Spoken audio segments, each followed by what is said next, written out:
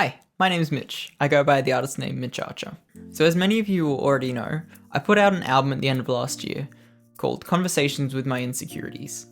And today I wanted to make a video talking about it and a lot of my thought processes behind the lyrics and meanings behind songs that I wrote. So when I started writing the songs that would end up on this album, I didn't have any grand master plan of what I wanted it to be, but instead, just as I wrote a few of the songs, I realized there was a lot of similarities in the lyrical themes that I was covering.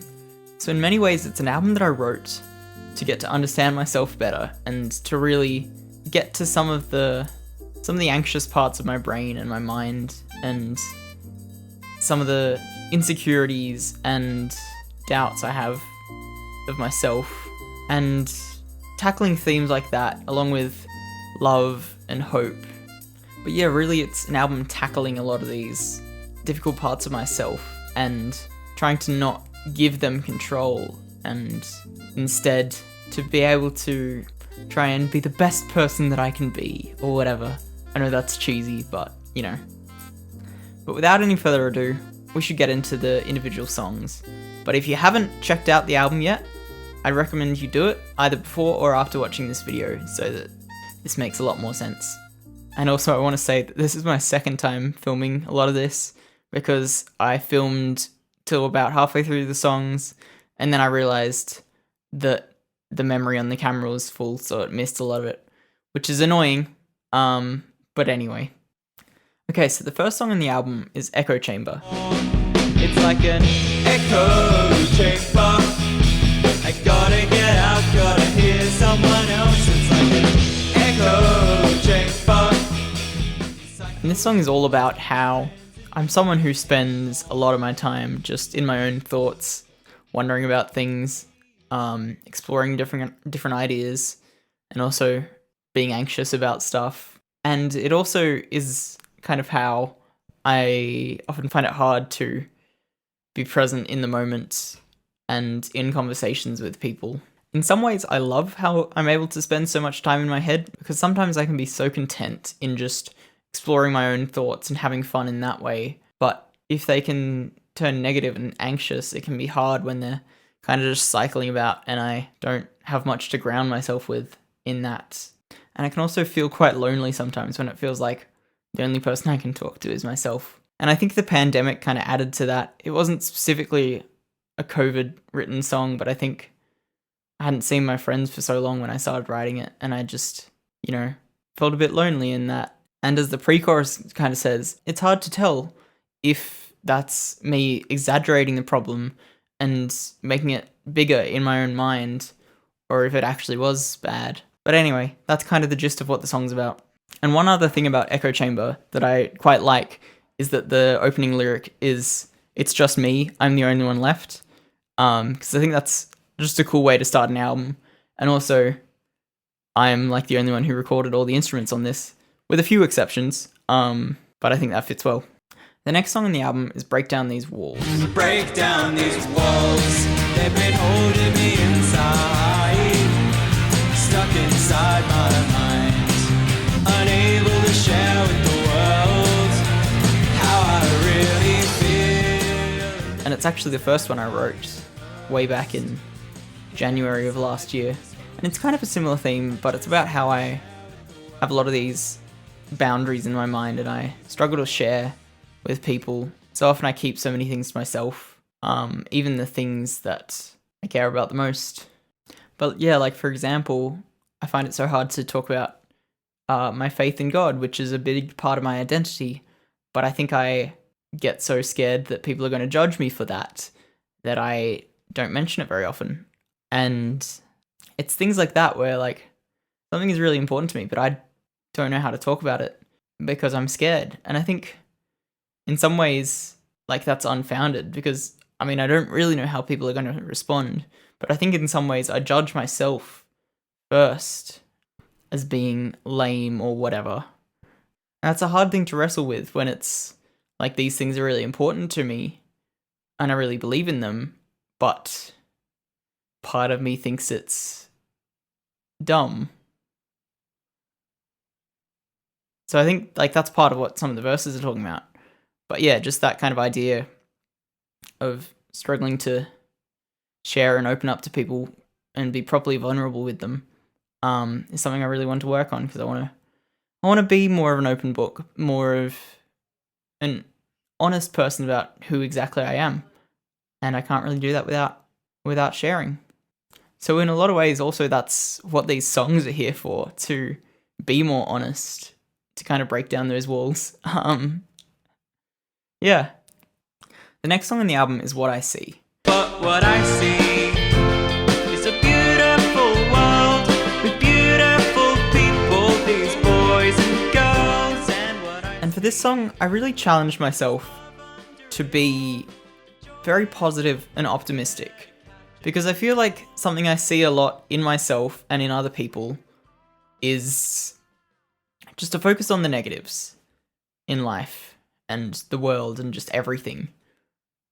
And not to deny the negatives, but I really wanted to focus on the positives as well, because there are a lot of positives that people just struggle to see sometimes, or forget about, or take for granted. And so this song, for one, like acknowledges beauty in nature. Like, I go for a lot of walks and I just love looking at the trees up in the sky and the color of the sky. Spoiler alert for an upcoming song. And just everything about that, but also people, and not like in an, oh, everybody's so hot kind of way, but just like I love to see the different ways that people think and people's personalities, and different strengths in different ways, and just the incredible capacity for empathy that I see in people, and all these kind of really positive things that I feel like people can overlook sometimes and judge the world as being really selfish and things, which it can be, but that's not the only part of it. And also, again, one of the things kind of this song alludes to is that I see God working in a lot of things. And I know not everyone here is a Christian, and I don't want to push that on anyone. But yeah, to me, just like a lot of this beauty points back to him. Song number 4, The Downfall. The downfall. Things aren't quite what I thought they'd be, and I stumbled. I dreamed a dream but couldn't see the downfall. So, this one's quite a personal one, and I don't like talking about it too much, but basically the gist is I really liked a girl, told her how I felt, she didn't feel the same way, and that kind of hurt. Or it hurt a lot. And I wrote that song in that moment, but no hard feelings to her. She was super nice about it, really respectful and everything, while also being super clear on where we stood and things. So I appreciated that. Yeah, and so the song Downfall is kind of just coming to terms with those feelings and where to go next with that. But now I'm good. The next song on the album is Flux.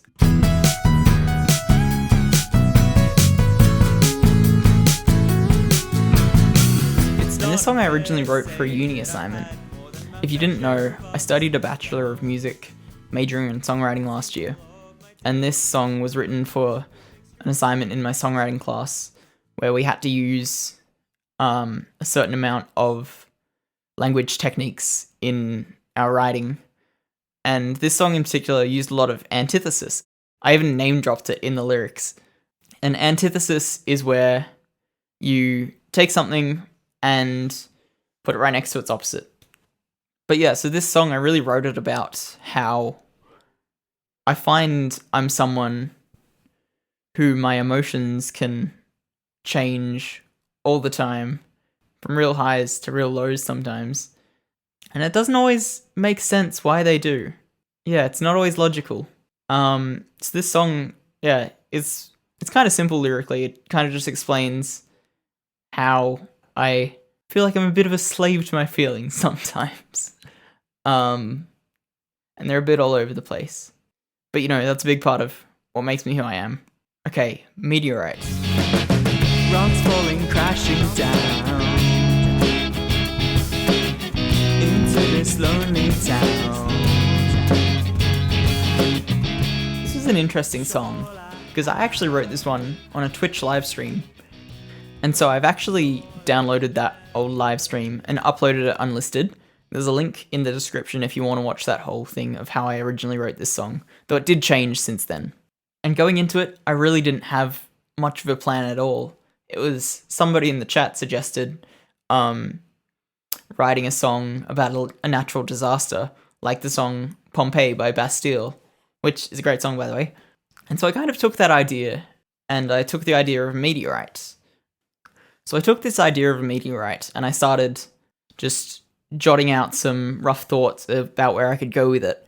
And I kind of ended up with the idea of, like, if a meteorite crashes into your house and you have to leave the town, where do you go? How do you rebuild your life from that? And kind of went along with that idea. And I kind of liked the song where it was, but when I wanted to include it on the album, I felt it wasn't personal enough. So I kind of rewrote it to kind of then be like a bit of like a double metaphor, instead of just being about change in the general sense, to more be about my experience of finishing uni and finishing all these years of school, and then kind of just being out in the real world, and then suddenly being like, okay, where do I go from here? And so it's that whole idea of kind of dealing with change that I wrote this about. And honestly, I don't know how well it worked. I feel like I kind of tried to weave in too many different layers and meanings of things to the lyrics in this song, and I don't know how clear it is. Because that's the hard thing about rewriting a song, to kind of give it a bit of a different meaning. It doesn't always work that well. But I don't know, let me know what you thought about that song. Okay, then on to song number 7 of the album, Be Bold. I spend my time behind the line, never stepping past the ordinary. This song is pretty simple. I think I wrote it pretty fast. And I mean, honestly, the title kind of gives it away. It's a challenge for myself to try and be more confident and a bit more bold in who I am. So I guess in a lot of ways, it's actually quite similar to Break Down These Walls, but just, it's me challenging myself to put myself out there more, and to be honest more, and try new things. Just kind of not try and let all these worries take hold of me so much, and just kind of be, you know? Then, song number 8, Leave It Alone. Maybe you should leave it alone, fall into the void and not come out again for a while. You're wasting your time, you should spend it with me. This one, the lyrics, I tried to be really clever with them and like weave in different techniques and fancy wordings and things, and I think it kind of worked, but I think also I may have gone too complicated with it that it's hard to understand. But basically, I actually wrote the chorus of this song first, as I found that so often I would write songs and then stop partway through and just wouldn't come back to them for ages, because there'd be something about the way that I wrote it that made me so insecure that I was like, I don't know how to finish this. So I wanted to write a song tackling that insecurity, and actually, like, this song is where I got the album title from. Not that it's a line in there, in the song, but it's really the gist of the song, because very much the song is a literal conversation with my insecurities. The start of the chorus, maybe you should leave it alone, fall into the void, and not come out again for a while, is my insecurities saying to me, like, hey, what you're writing is bad, stop writing it.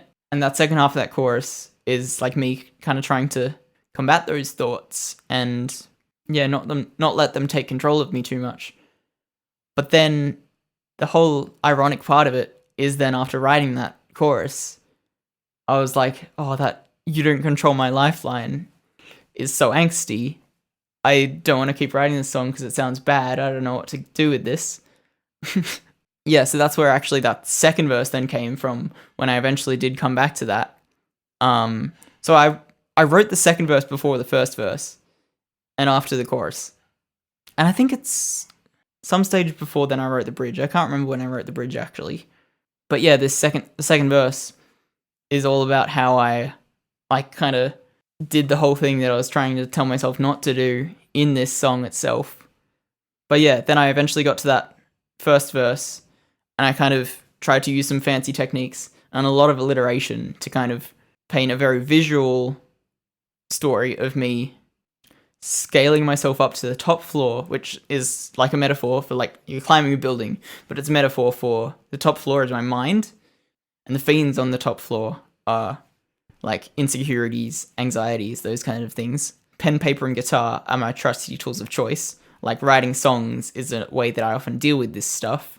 Yeah, to find a way that's not cliche to defenestrate these doubts that surround me is all about how, like, defenestrate is a fancy word for throwing someone out of a window. So it's trying to get rid of these thoughts. But yeah, then as I'm in the process of trying to do that, they call out and tell me that what I'm doing isn't good enough and everything.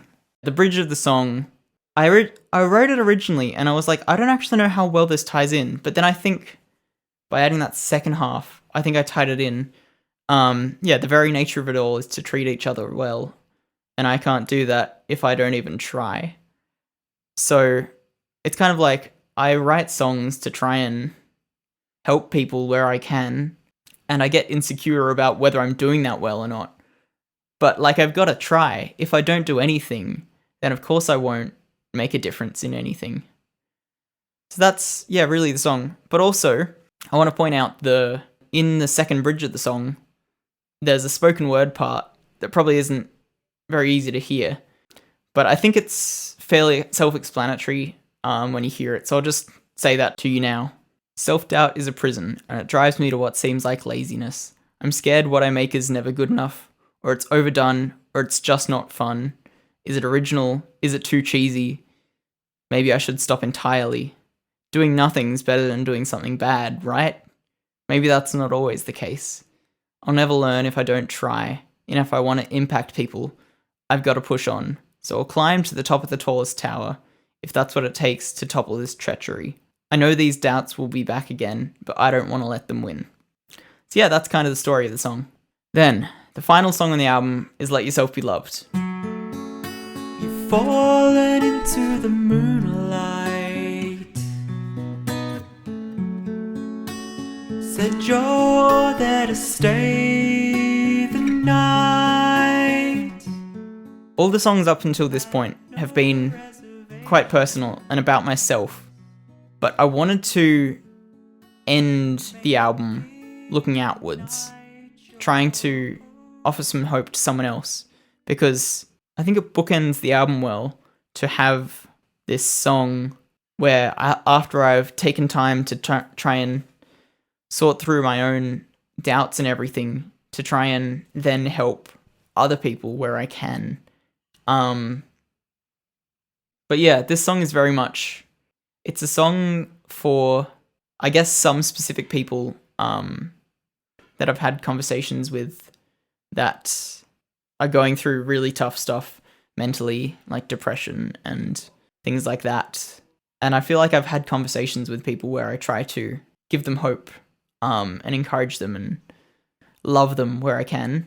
But like sometimes it's falling on dead ears, or it feels like it is at least. And I really wanted to make this song kind of as like a, I'm here for you. I want to help you where I can. I want to show you love, or also like get you to accept love from other people. When I say love in this case, I'm meaning like platonic friend kind of love, but also just uplifting people and showing that you care about them and that kind of thing. So in some ways it's actually quite a dark song about how like sometimes you can try and help people and it just doesn't work, or like it doesn't seem to be working. But I think it is also a hopeful song that kind of says, like, yes, you are enough as you are. And you're worthy of love, and so you should accept it. So it's really a song for anyone who needs it, anyone going through a rough patch. This song's for you. A rough patch or like extended periods of depression.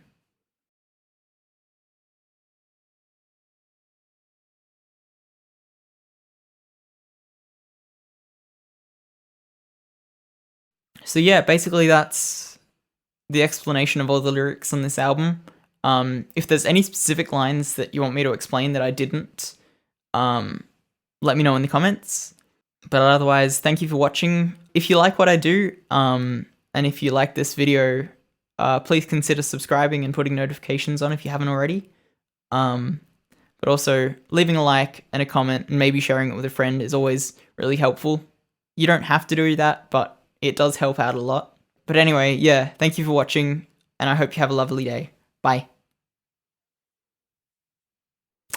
Phone ringing. That's fun. Fun ringing, they should call it.